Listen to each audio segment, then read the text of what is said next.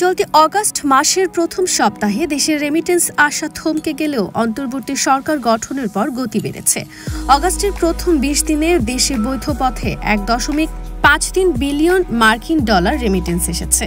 কেন্দ্রীয় ব্যাংকের তথ্য বলছে, অগাস্টের ২০ তারিখ পর্যন্ত দেশে আসা ১.৫৩ বিলিয়ন ডলার আগের বছরের একই সময়ের রেমিটেন্সের তুলনায় যা ছিল ৩৬% বেশি।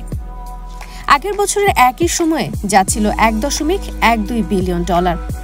গত ৪ অগাস্ট থেকে ১০ অগাস্ট পর্যন্ত এসেছে ৩৮ কোটি ৭১ লাখ ২০ হাজার ডলার এবং ১১ থেকে ১৭ অগাস্ট পর্যন্ত এসেছে ৬৫ কোটি ১৪ লাখ ডলার। এছাড়া গত ২০ অগাস্ট একদিনেই প্রবাসীরা রেমিটেন্স পাঠিয়েছেন ১০৯ মিলিয়ন ডলার। গত জুলাইয়ে কোটা সংস্কার নিয়ে শিক্ষার্থীদের আন্দোলনে সৃষ্ট পরিস্থিতিতে দেশজুড়ে সংঘাত, সংঘর্ষ, কারফিউ ও ইন্টারনেট বন্ধের প্রেক্ষাপটে বৈধ পথে রেমিটেন্স প্রবাহ কমে যায়।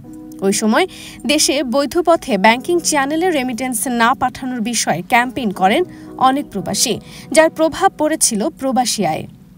ছাত্র জনতার অভ্যুত্থানের মুখে গত ৫ অগাস্ট প্রধানমন্ত্রীর পদ থেকে পদত্যাগ করে দেশ ছাড়েন শেখ হাসিনা। এরপর আবার দেশ গঠনে বৈধ পথে রেমিটেন্স পাঠানোর বিষয়ে ক্যাম্পেইন শুরু করেন অনেক প্রবাসী বাংলাদেশি। এর ফলে আবারও প্রবাসী আয় এখন বাড়তে শুরু করেছে।